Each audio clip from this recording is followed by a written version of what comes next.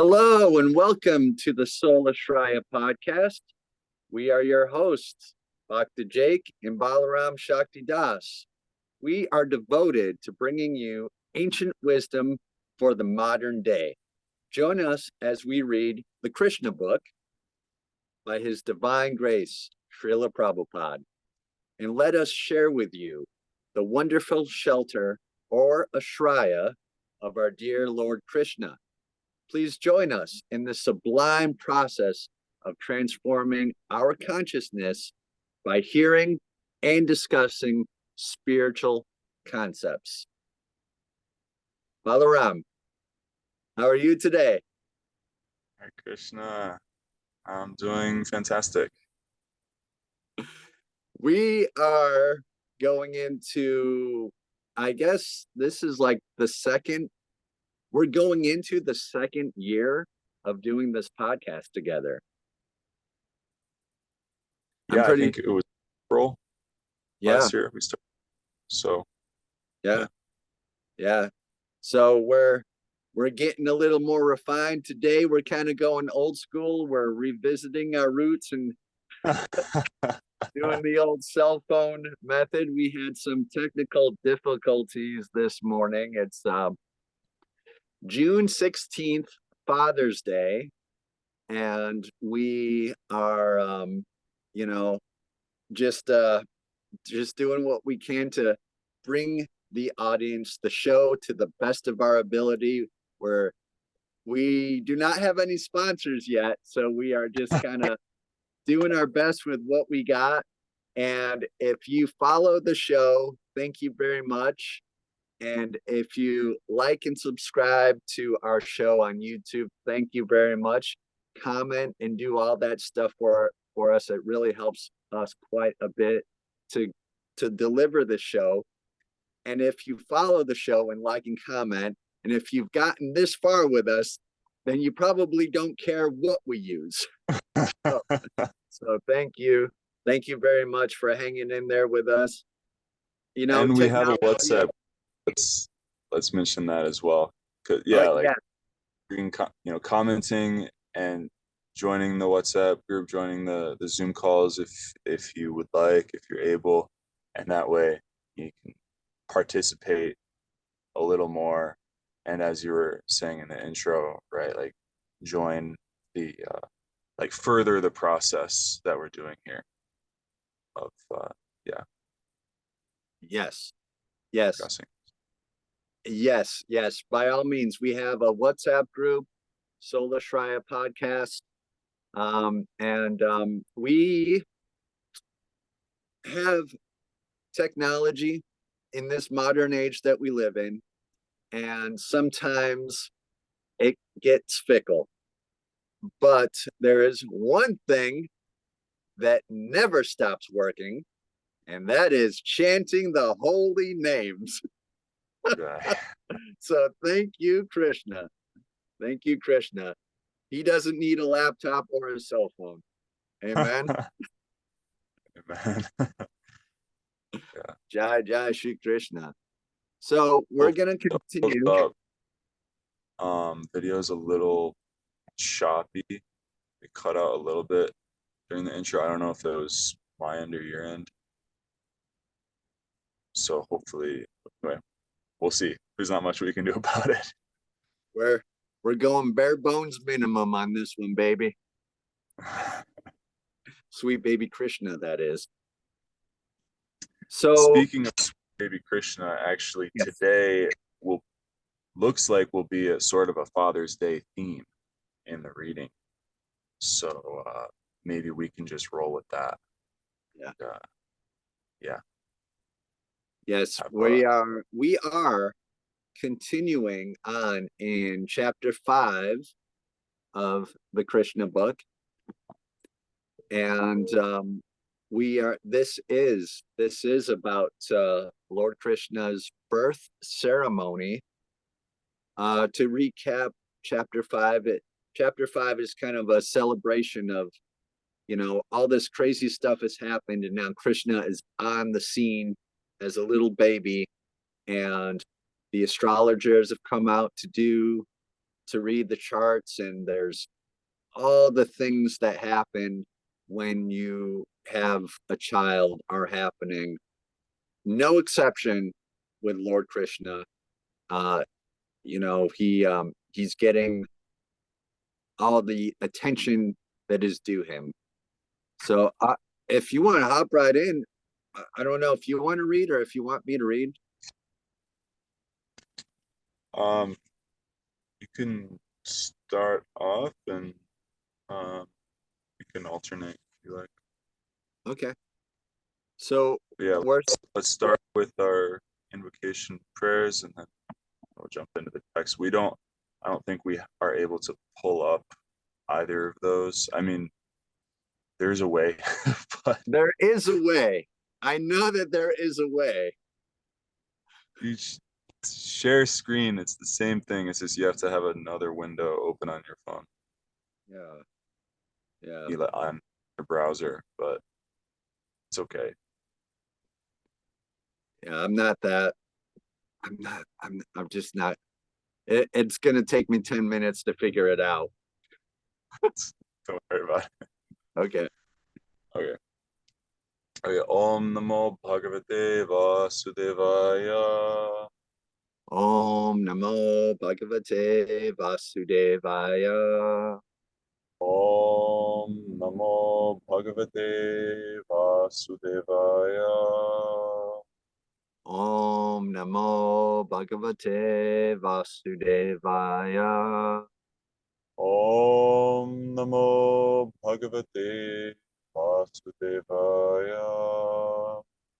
Om Namo Bhagavate Vasudevaya. Om Jnanatimirandasya Jnananjana Shalakaya Chakshurunmilitam Yena Tasmai Shri Gurave Namaha. Namo Om Vishnu Padaya Krishna Prishtaya Bhutale Shrimate Bhaktivedanta Swami Niti Namine. Namaste Saraswati Deve Gauravani Pracharine Nirvishesha Shunyavadi Paschata Deshatarine Panchakalpatarubhyascha Kripa Sindhubhya Eva Cha Patitanam Pavanebhyo Vaishnavebhyo Namo Namaha. Jai Shri Krishna Chaitanya Prabhu Nityananda Shri Advaita Gadadara Shivasati Gaura Bhakta Vrinda. Hare Krishna Krishna Krishna Hare Hare Hare Rama Rama Rama Hare Hare.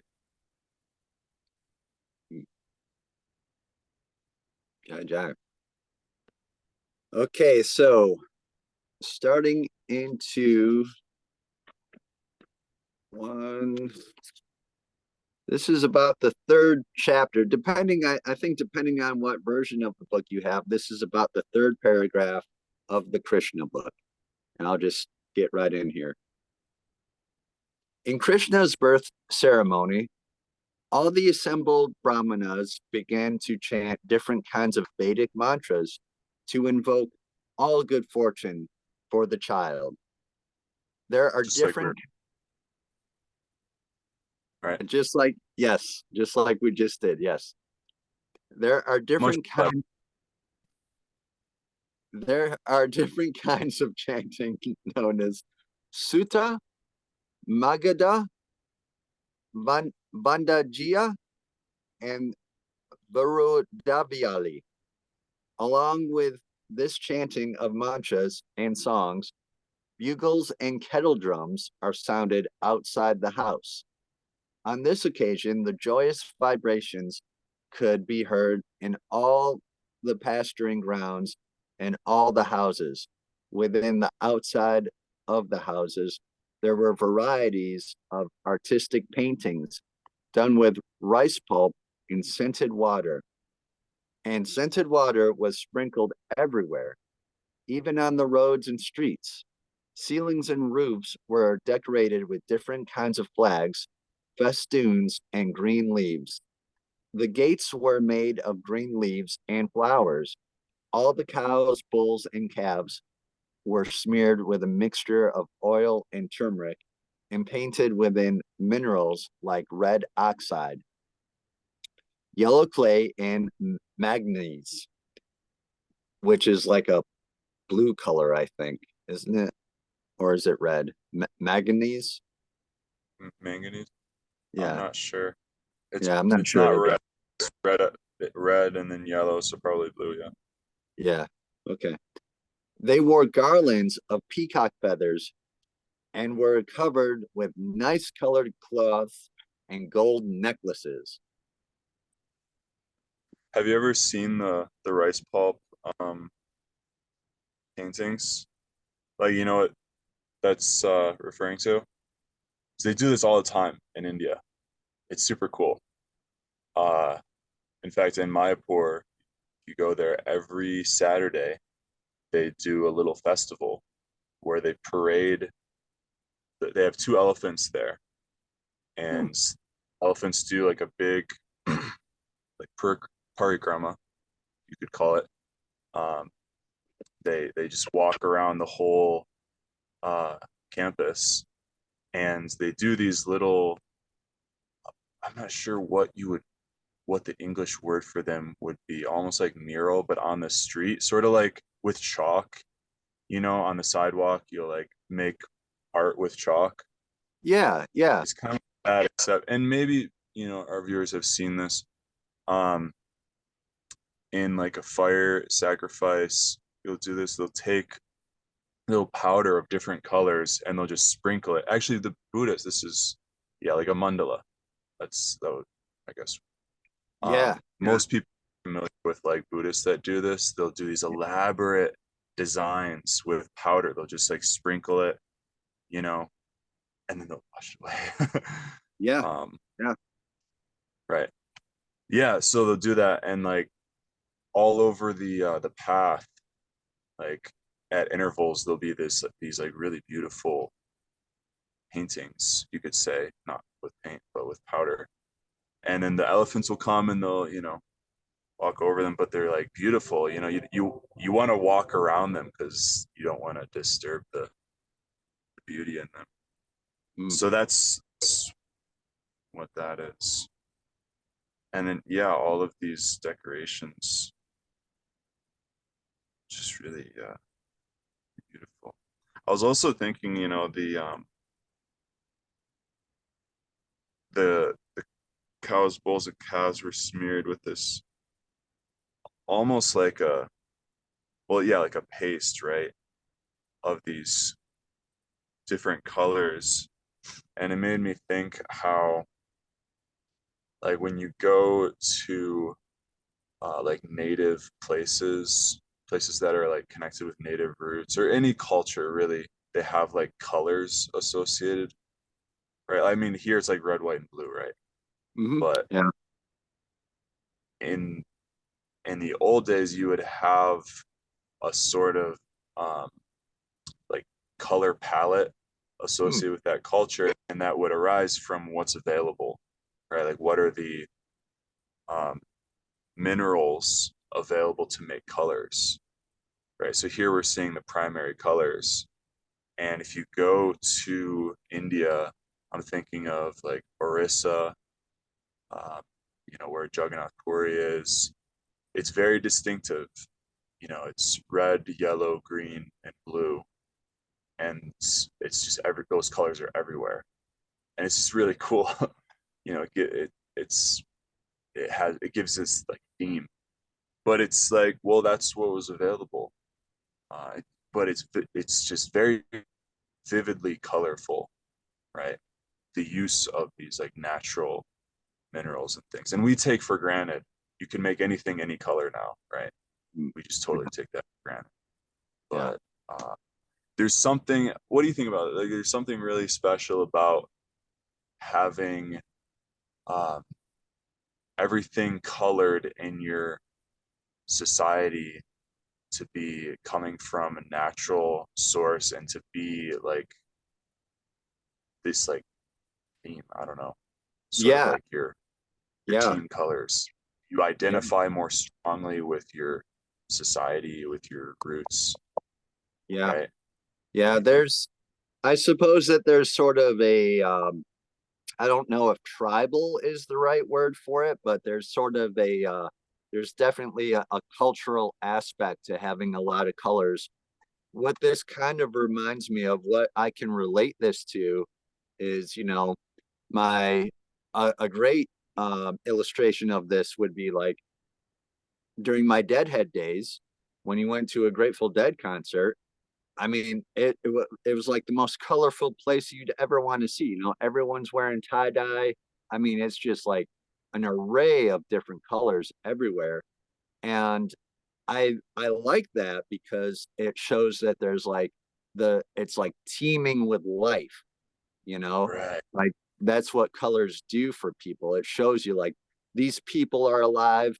There is like, Grateful Dead concerts used to kind of be like kind of like Rath Yatras, I mean, I mean, definitely not the most spiritual, you know, thing, I mean, I guess you could make the argument for that, but you would have like 20,000, or I'll just say maybe 15,000 to 30,000 people show up in a certain place at a certain time for a show and have a celebration, and it was full of life and color. So it's similar. It's definitely not the Oh, same, but yes, yes. yeah, definitely. So we're gonna see here what the most like pure, like spiritually pure version of that looks like. We're gonna get a glimpse anyway, right? Because you can have a celebration of life in, we would say, in the mode of goodness, in the mode of passion, or in the mode of ignorance. Yeah. Right. It's all same in a sense, it's celebration of life, but there's different ways to go about that culturally and consciously. So Hmm. let's read on and see what else they're Okay. All right. When doing. the Oh yeah, if you want to, go ahead. Yes, Prabhu. Okay. When all the ecstatic cowherd men heard that Nanda Maharaj, the father of Krishna, was celebrating the birth ceremony of his son, they became spontaneously joyful. They dressed themselves with very costly garments and ornamented their bodies with different kinds of earrings and necklaces, and wore great turbans on their heads. After dressing themselves in this gorgeous way, they took various kinds of presentations and thus approached the house of Nanda Maharaj. So it's like they're dressing for the occasion, right? Yeah. Um, and I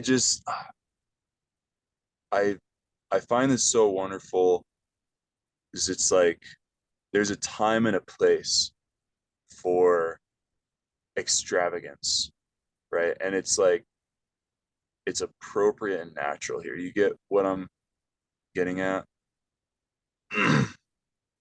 um, it's like they became super joyful. It's like now is the hour for celebration, right? There's what does the Bible verse say? There's a time and place for everything under the sun, Mm-hmm. right? There's a time for laughter, there's a time for song, there's a time for tears, there's a time for grief. And this culture, the original culture, meaning like the deeper into our roots that we go, the more fully and holistically we will experience each of those things, from joy to grief. And that's the point of like real human culture, or you could even say spiritual human culture, is it's not a negation of these things. The Bible directly says there's a time and place for these things, but it's actually going deeper into them, right? So there's a time to party, and when you do, you go all out, you know. Um, and it's because of that because they're not shying away from any of the aspects of life, they're not entangled in them. It's like the thing about the Grateful Dead, festival, or just to use them as a um example here. When people party in this day and age, they're not also, going deep into the other aspects of life. It's a lot of festival hopping, as we say. Let me just go from one party to another and like really try to get deep into that experience and avoid the other experiences. And it's like, that's not how it works. You have the good without the bad. It's a fact. You can try, and people have tried for millennium. But it doesn't work. So it's like, they're going about their lives, and then they hear it's like, hey, party's on. They're like, Hari Bol, let's go. And they dress themselves up, and it's not like for their own. This is another strong point. It's not for their own self-aggrandizement or like out of pride or like prestige for their own sake, but it says they took various kinds of presentations and approached it. It's like they're bringing gifts. It's like, this is your special day, and like we're gonna suit up to join with you in this like collective experience. So I think that's an important point for us to learn, when we do go about our partying, right? To remember that it's a collective experience.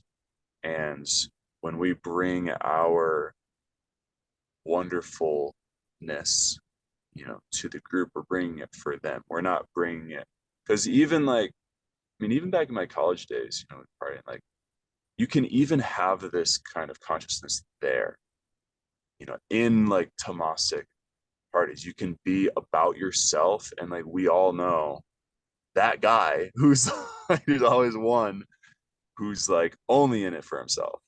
He's like so in himself, and then there's usually that guy, the unsung like kind of like servant or servant leader. Really, actually, like that person is a leader, whether or not he's recognized, he or she, that is in it for everyone else. He's in it for the right reason. And it's like, you don't have to be religious or spiritual to be that person. I've met these people, and they're in it for the right. And like, I'm actually remembering someone in Syracuse at my cousin's bar, and we had a deep talk. And it's as an example, like, because he's atheist, and he saying all these things, and it's like, like I think you're right on with how you're living your life, and I'm not saying you have to believe in some dogma, but naturally you're coming to the essence. And it's like, I would want to say in such a situation, like, how much further could you go if you had spiritual knowledge? But often the package that comes in, meaning religion, can spoil that whole mood, right? It's like all blessings to you, my friend. Like, you're doing it, you're living for others. And that was his conclusion. It's like, it's all about living for others. And it's like, well, I could philosophically like break that down for you, like talk about the soul and how really what you're doing is you're trying to connect with God, but it's like, it's probably not going to land, and it doesn't matter, because it's really about this mood of living for others. So I'm seeing that here, and I think it's really marvelous. Yeah, there's a lot to be said about the differences between like secular partying and like spiritual partying, and so this, what we're talking about here is a spiritual party, just to make that clear, like that this is, we want to be involved in the transcendental party world, because that's the best. That is the place to live your life, is right in that zone, like all day, every day, because it takes nothing to get there. It's kind of like once you start chanting the holy names and chanting your rounds, it's almost like you kind of get like propelled into that world as soon as you do that. And it takes nothing. It takes a humble heart. It takes, like you just said, the mindset of a servant to get into this to this party zone. Yeah, It sounds crazy, right? About like Jack Black, like party zone, like, oh my goodness, you know, Hare Krishna. All right, so that's a fact, but actually, that's actually a really good point. Is the holy name is the key, the VIP pass, if you will, because within the holy name is actually what we're reading. What we're reading is Krishna. This is Krishna. And all of Krishna's leelas, right, his activities, are within his name because of the absolute nature of both. So, yeah, we are, I haven't really thought of it like that. It's like, because in the ultimate sense, we enter into this scene, but that's like a far, far ways off for us. But it is a fact that as soon, not only in the final end, but in the beginning as well, when you start chanting, you begin to enter into this festival of Krishna, as His Holiness Kamakanana Swami put it in his final words to us. That when we leave our bodies, we'll enter the festival of Krishna. But it's also that we're entering it now, and you'll see that in your life. It's like everything becomes spontaneously joyful, actually. Yeah. That way you don't need any LSD. That way you don't need any marijuana cigarettes either. You don't need all that. All you need is the holy name. See, it negates, it takes out the filth of the world and it puts in the purity. You take out one thing and you replace it with something constructive. You see, this is the process. This is the process we're in. All right, so should we keep on reading here? Yeah. Okay. I'll go further. As soon as they heard that Mother Yashoda had given birth to a child, all the cowherd women became overwhelmed with joy, and they also dressed themselves with various kinds of costly garments and ornaments, and smeared scented cosmetics on their bodies. It's like, I just want to reaffirm this point. It's like they're putting on costly clothes and perfumes, and it's like they're doing the same thing that women in this age are doing. Men are doing the same thing, but the consciousness is totally opposite. That's spiritual life. Spiritual life is living for the pleasure of others, for the sake of others, for the service of others, not for yourself. It's so subtle, but it's like vastly different worlds. We'll see that this throughout this book. But they're putting on their best for the joy of the whole. And the supreme complete whole is Krishna. And like his whole village is like, it's all Krishna. Is someone log on? Yeah. One of our good friends logged on. Jai. Jai. Haribo. Okay. As the dust on a lotus flower exhibits the exquisite beauty of the flower, all the gopis, cowherd women, applied the dust of kumkum on their lotus-like faces. These beautiful gopis took their different presentations and very soon reached the house of Maharaj Nanda.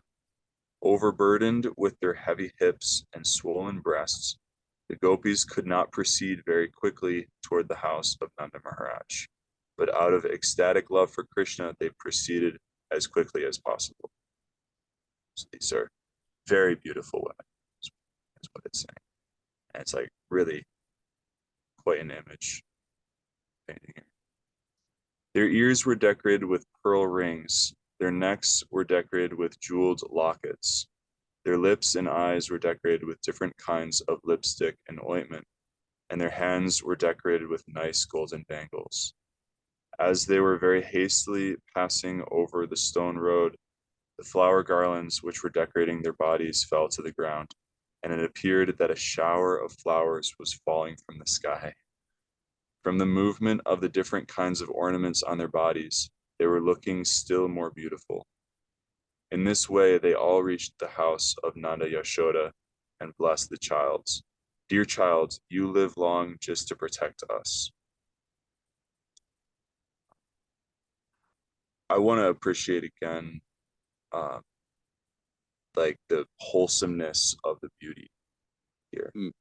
Like I think in spirit, like in particularly in spiritual circles, but anyway, in general, there can be a criticism of women looking just like lavishly gorgeous, and or even like that it's just material. But here we're seeing like this is, and it's like you don't have to overly sexualize it, right? It can just be beautiful, you know, and it is because it is, right? Beautiful women are beautiful, and like flowers falling like, you know, like a shower. God, like what a beautiful sight, you know. So we're reading this and we can appreciate the beauty of the gopis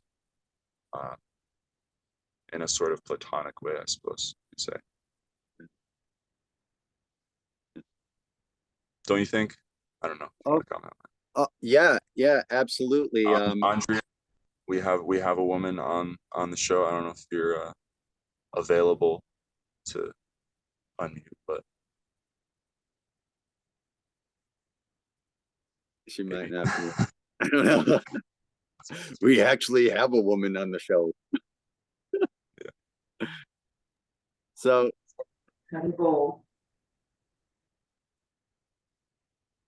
okay, Haribo. Haribo.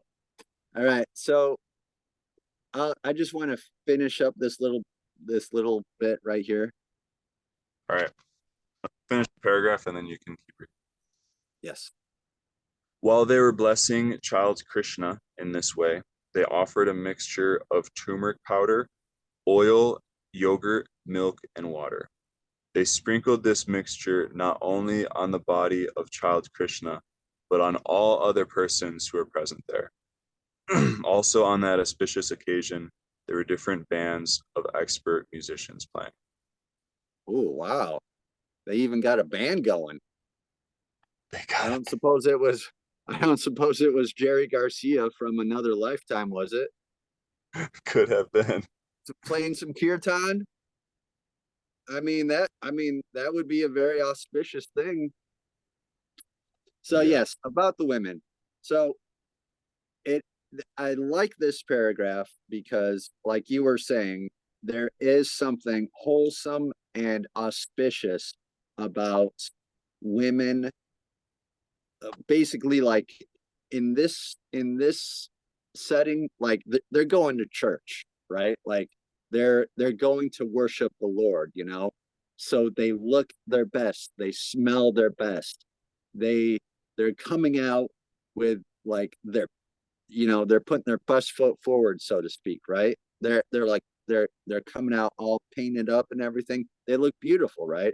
There is something great about that, about a woman's natural beauty and about a woman who is worshiping the Lord too. You know, there is something so good about that, and so wholesome and not twisted or perverted in any way. You know, to have them come out and be dressed so nicely, they're doing that as a service to the Lord. Like, they're doing that for the Lord's pleasure. And there's something very, very auspicious about it. Like, when you look out on a field, and like a grassy field, and you see a bunch of wildflowers, you think, wow, like those wildflowers like dress up that field so beautifully.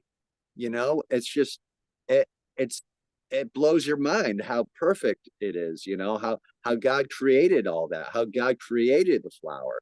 You know, and there's something very attractive and very beautiful about a woman who understands that and does that.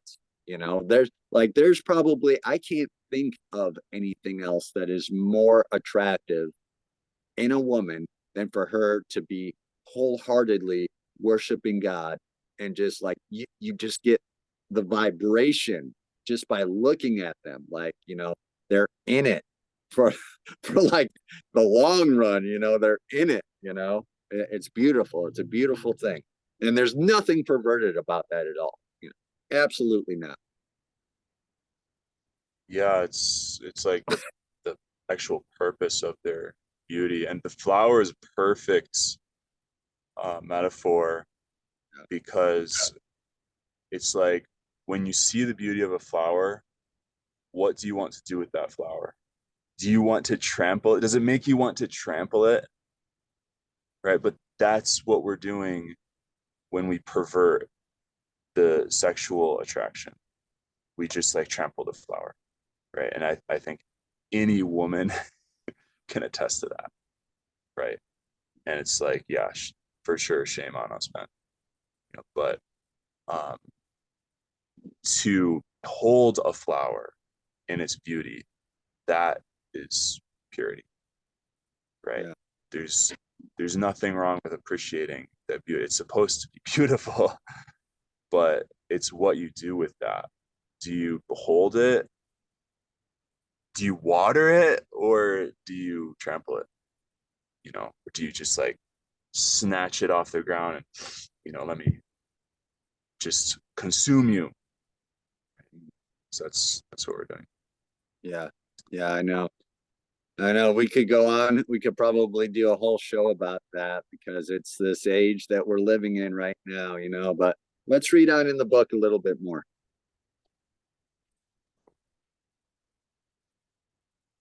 Go ahead. Okay. When the cowherd men saw the pastimes of the cowherd women, they became very joyful. And in response, they also began to throw yogurt, milk, clarified butter, and water upon the bodies of the gopis.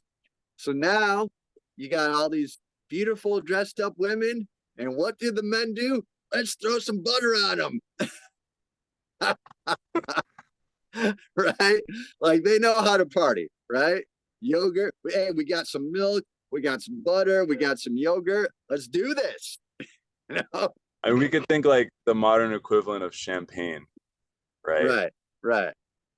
But even getting more crazy, like, you know, we think that's crazy. We start like, you know, getting some bottles out. But they're practically having an all-out food fight here. Right. But it's not dirty, or, you know, it's like, these are like really wholesome, and we would say pure elements. They're pure because they're coming from the cow.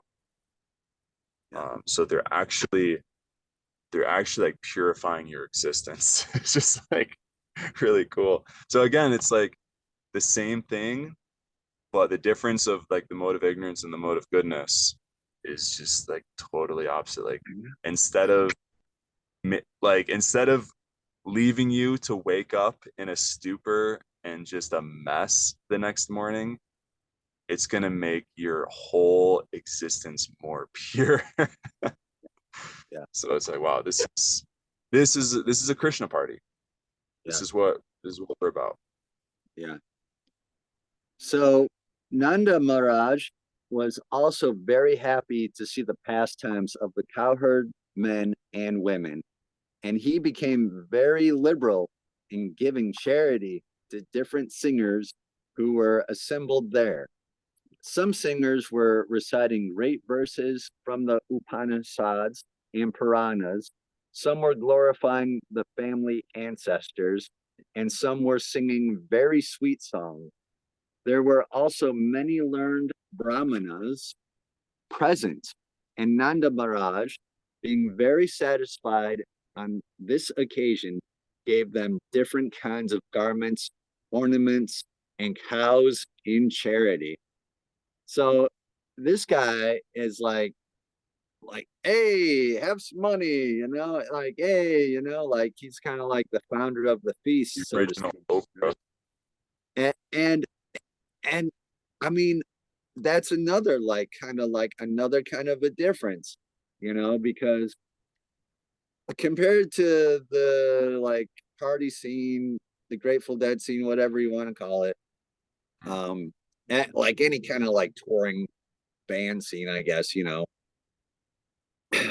it's like there's always an issue with money. Like no one ever has any money because everyone, it's like you're spending your money unrighteously is what it is, like it's like there's like this karmic thing happening with your money when you go on tour, like, and it just gets deeper and deeper. And that's kind of like that's almost part of like the darkness of it, how it is not a spiritual thing at all.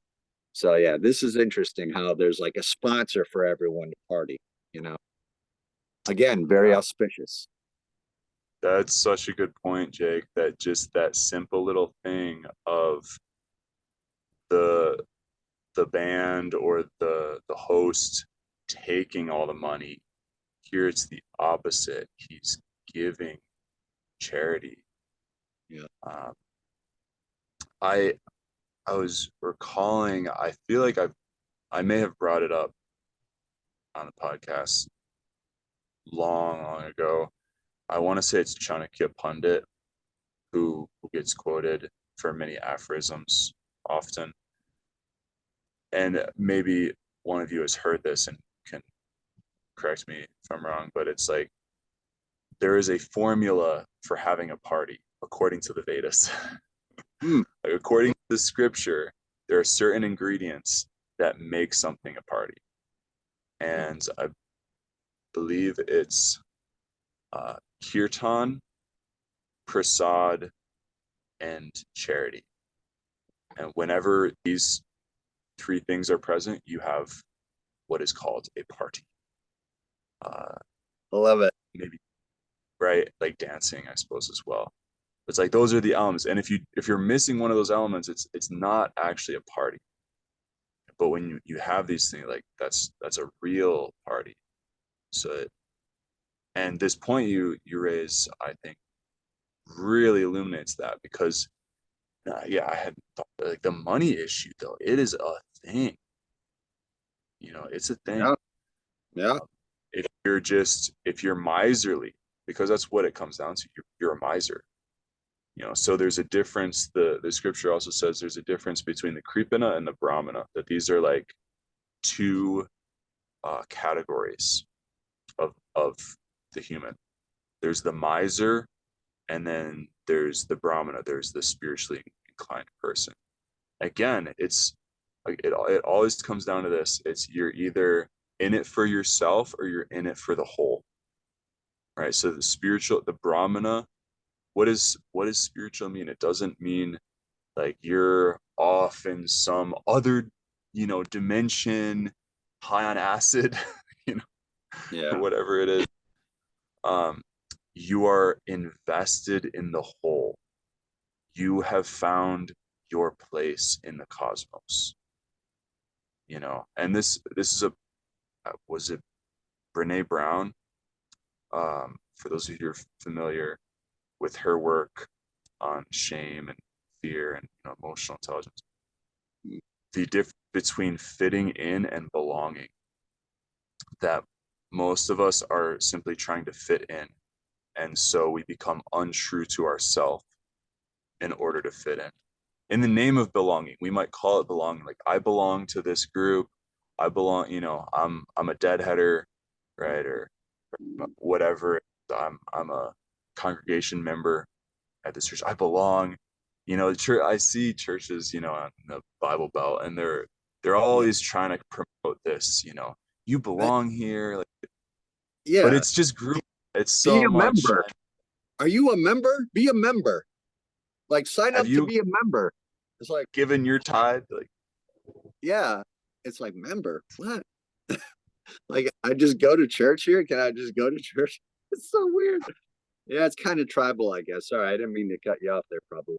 Sorry. No, that's you're picking my line there, my direction with that. It's just all about groupism, because it's trying to fulfill this natural need of the soul to belong, and the soul already belongs.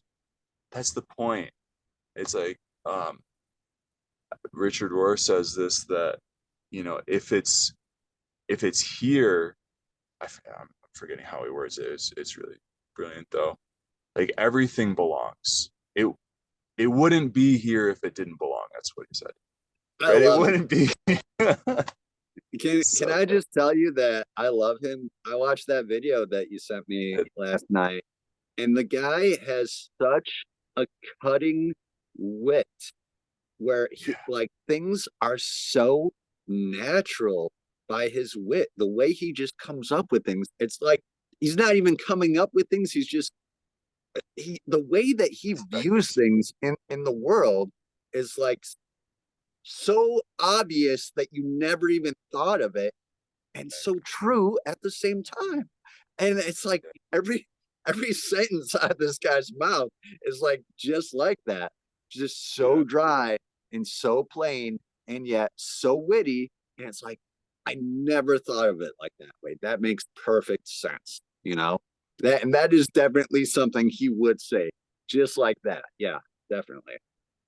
Yeah, you should have him on the show. So you already belong, and belonging comes from seeing yourself as a part of the whole naturally. Just like you're saying there, it's natural. It should feel like that. The way that he speaks, it's like, it should feel like that. It's not, as we say, an artificial imposition. It's not something concocted or coerced, or how would you say, right? That I have to finagle myself. And that's the material world. And again, like, the dressing up, the going out, the partying, what is it all pointing towards? We're trying to belong, right? We're trying to be someone special. We're saying, look at me, I matter. I'm important. Recognize me. I want to be validated. It's like, you already are. The process of becoming yourself, right? It's about emptying yourself of these false, fanciful ideas of what you're supposed to be, of who you need to be in order to belong. And that's, Brene Brown calls that fitting in. Trying to fit in, you become less true to yourself, because you're trying to be what you think others, or what others think you should be, or what you think others think you should be, right? Is that clear, how you become less of yourself? Oh, dude, this is, as bare bones as this one is, I think this is going to be one of our better shows, because this topic, this concept that we're talking about today is like all day, every day in the material world. Like, people feel this need, this deep need to belong, to go out and be social, to have that thing of, hey, look at me, like, yeah, that everybody seems to have that now, like, I have to go out and, out to the club and get some selfies with some other people and put that on Instagram, so then I'm cool and then I'm part of the group, and then like, and then I feel fulfilled by doing that, you know? And there's all levels of like, there's all levels that you could go, like you could do it if you're completely sober. You could do it if you're the biggest drunk Right, around. You could right. do it if you're like in whatever shape you want to do it. There's a scene tailor made for you out there somewhere. And a bunch of other goofballs who are Oh. going to do the same thing because they don't know any better. And you're all just going to lift each other up in this big goofball circle going out. Like Karen Rochester, I'm sure you've heard of the bug jar. The bug Oh jar is yeah. like, I was that's actually like just goofball about central, right? I Yeah. went there once for a concert. I was thinking about that band. And anyway, yeah, the bug. Yeah, I mean, and that's what it amounts to. And it doesn't matter if it's the I love this term. It doesn't matter if it's the guttermost or the uppermost. It doesn't. Wow. How you like that, huh? That's good. So it doesn't It's matter just if, more or yeah, less refined as my guru. I, is this how he says it? Anyway, like being more sophisticated, right? yeah, The word sophisticated, the root of that word is kind of like um it's a jab at people because it's like trying to boost yourself to be something more are. yeah, But it's just yeah, like my guru talks about this, like being more refined material energy. It's still the same material energy, and it doesn't, we're not talking about physicality when we say material or materialism. We're not saying physical, we're saying unspiritual, right? That's the difference, because it's like, well, we are in physical bodies, but we can be spiritual. Again, it's when you are invested in the complete whole versus trying to invest in your individual self. And it's such a good, like, once you see it, you can't unsee it. And that's like, the beginnings of spiritual life is realizing, wow, I thought it was all about being less guttermost and more uppermost, and that was success in life. That was the win. It's like, where's the home run here? What is a home run? If I get a selfie with, you know, name your favorite celebrity, I'm winning. I at least got on, first base, if not second, with the world. I'm getting it, getting in it. But it's like, it's when you see that it's the same thing, that going into these scenes, and like you so nicely said, there's a tailor-made scene. And this is something that our philosophy teaches, is that Maya, the material energy, will present to you a perfect tailor-made package. It's like, as Mahatma Prabhu says, there is a woman out there that will completely bamboozle you. And she will look like the perfect package. And if you haven't found her yet, if you haven't seen her yet, she is just around the corner. You know, this, and same thing, men for women, right? Same, just the opposite sex, or whatever sex you're attracted to, right? Doesn't have to be the opposite, but as we know. But there is someone of your orientation. And yes, even like I guess we could even expand that, if to include the um LGBTQ, like there are asexual people, so it doesn't absolutely. even have to be sexual, right? Your thing, your it, you know we're talking about doing it, right? It's like, what is that? Like, you're getting impersonal, you're just sucking something. You have objective thinking, you have objectified, right? And Richard Rohr talks about this. I was listening to him yesterday about what is materialism? What is material consciousness? It's the subject-object duality, right? The New Age, scene talks a lot about duality, right? I'm not sure if they fully understand it.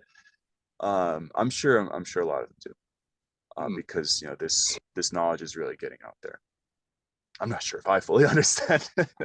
I'd like to think that I'm getting there, but I see in myself, and that's all we can really do, how I have objectified others, right? Even in the name of spirituality. And that's like the biggest trap, is you objectify the other as some object, right? For me to receive. Again, it's all about me. It's like, what am I getting? How can you play into my scheme to be the number one? To be this perfect, awesome person who fits in, who is valid, right? Whereas spiritual consciousness, instead of being subject-object duality, has a unity consciousness, which is what? Which is not, oh, we're all one and we just need to forget everything. No. Unity means I am linking my heart with yours. Is it also Richard, or you can tell who I've been listening a lot to? You can't join an institution. No. This was Swami Padmanabha from our Gaudiya lineage. This is so brilliant. You can't join an institution. You can only join hearts. So this is a critique of the Hare Krishna movement for those open to hearing it. It's a constructive criticism, of course, because we're in it and we want to see it grow to its full potential. But becoming institutionalized is a thing, and it's not bad, but you have to recognize what you are doing. Are you trying to fit in, and are you taking the institution and losing yourself in the name of being, I'm spiritual, I'm in a spiritual organization, I'm in a spiritual institution, I'm better than you? Are you just over moralizing, for this one-upsmanship like we were talking about yesterday? Like, I can lord it over you because I'm more pious than you. I'm following 4 regulative principles. What are you doing? You're probably still eating meat. You're probably still drinking coffee. Like, shame on you. I'm so much better than you. Look at me. I'm wearing the cloth of the order, right? And nothing against the cloth of the order. What is your consciousness? See, this is, we really have to get into this. What the essence of what spiritual life is has nothing. You can wear the cloth. You fit in to the institution, but don't fit in. Belong. Right? What are you? Yeah, as devotees, it's very important, as followers of Lord Krishna, it's very important that we, above all things, are merciful. That means when you go out on Harinam Sankirtan with everybody and you pass by the bar and everyone's eating meat and drinking because it's summertime and everyone's outside drinking their beer and eating their steak outside, maybe they're a little tipsy, maybe they want to join in and sing with you, just let them, because you were there one time and now you're in a different place, but you were that person at one point in your life. So we're supposed to be merciful. We're also talking about things as far as Yoga Maya goes, where it literally doesn't matter what sexual preference you are, because it doesn't matter, it simply doesn't matter, because Yoga Maya is gonna try to hook Mahamaya is sorry. I'm just saying that it's going to try to hook you one way or the other, and it doesn't matter. It simply does not matter. That does not matter. It doesn't matter what your sexual preference is in the Hare Krishna movement. It just simply doesn't matter, because you're a spirit soul in this body for a limited time only, and you're going to move on. What we are concerned with is how Yoga Maya is going to try to hook us as people every single day. So yeah, Mahamaya, Jai, Mahamaya. You get those mixed up. I do. Yeah, Mahamaya is the bamboozling. Yes, Yoga Maya and Mahamaya. Mahamaya, talk about Maya. Like the word Maya, we have to understand, has like many different meanings, and it can mean things totally innocuous. But generally it has the connotation of negative, as the illusory energy of the Lord. So Mahamaya means that great Maha, that great energy of the Lord that bewilders us.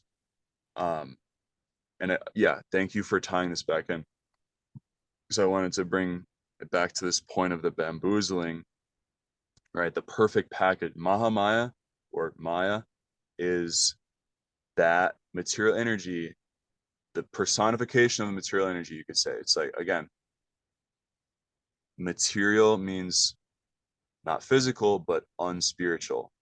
There is spiritual energy of God, and then there's the unspiritual energy. And we are in between, on the fence, you could say, on the border. And we can fall into either side. We always have the free will to move in one direction or the other. And yeah, as you're saying, it's like, it doesn't matter where you are in your life. Like, being spiritual has nothing to do with being in an institution, being Miss Goody Two Shoes, following all the rules, doing all the right things, being super moral. It's like, of course we want you to be super moral. We hope that you're not smoking, drinking, having illicit sex, and killing people or other animals, but that is not what makes you spiritual.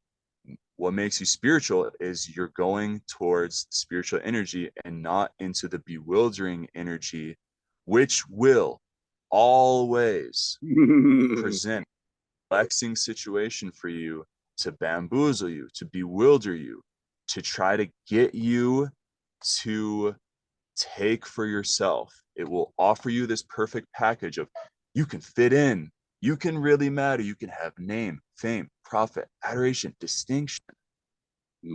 What did the devil tempt Jesus with in the desert? All of these things: power, glory, unlimited wealth, like and it's like, oh, that would be good. That I think I'll take if someone in a dark suit and sunglasses, like, came up and said, hey pal, I got $250,000 for you, just follow me, get in my van. Like, what? Hopefully you'd have some sense, right? But this is what the material energy is doing. It's offering you this package. Or, I mean, that's a pretty ridiculous example, but if a beautiful woman walks down the road and gives you the eyes, it's like, oh, I found my match. What are you talking? Match? Like, yeah, but it is a thing, because I mean, what if you replace the guy with the dark clothes and the sunglasses with a beautiful woman and says, hey, I'll give you $5 million if you just come with me, and just do what I say. I mean, the temptations like that, I mean, that is like Mahamaya. Like, that's a very very literal, I guess that's a very literal like, picture of Mahamaya, I guess. dude, Like, it's like whatever your human lust is, that's like the picture, like whatever exactly. That's like, it it's right going to there. turn you on and like stimulate you, that's what. Whereas this teaching, what Krishna conscious teaches, is that we only find happiness in the holy name, in worshiping God. That's the only real true happiness in putting all of your senses into submission to God, like all of your senses into submission to God and just worshiping God.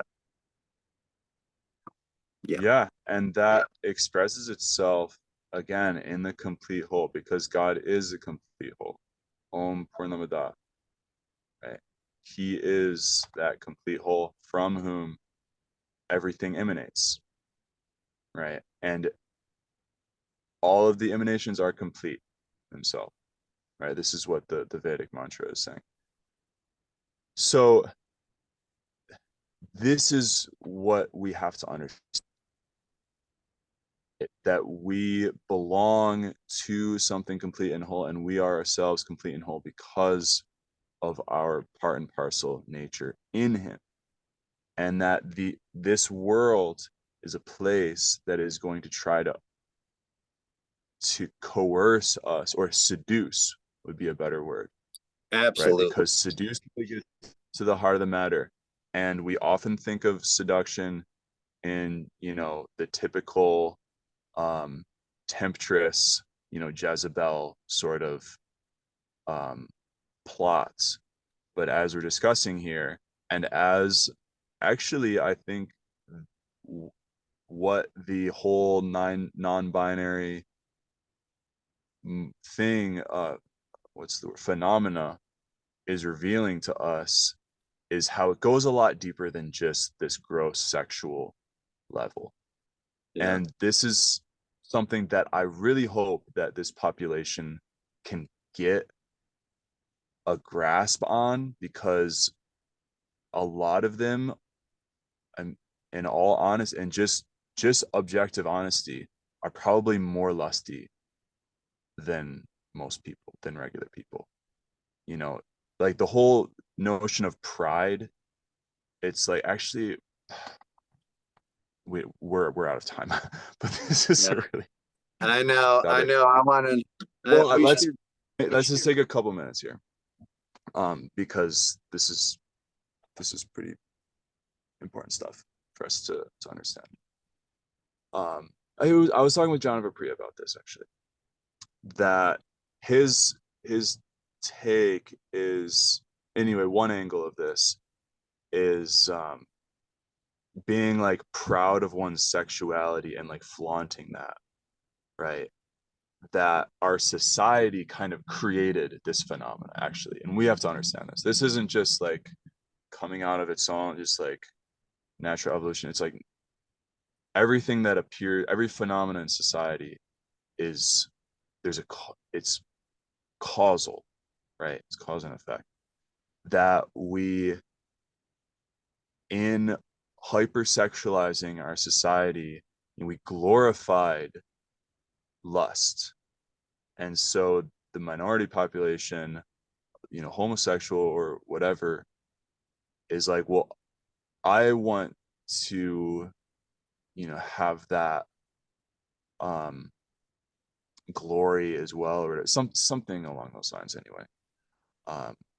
And so said, like, let me take pride. And it's like, why do you have to be pride, like flaunt your, like, I also have a sexual orientation? It's like, what the hell does that matter? Like, who cares? Like, yeah, okay, you're able to get turned on, like, good for you, like, welcome to the human pool.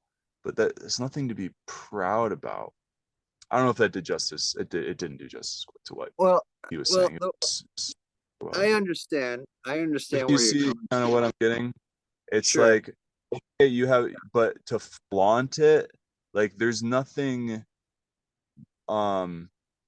wonderful about having a sexual orientation. So to flaunt it is just like, that's, you're more lusty, and it's like, there's nothing special about being lusty.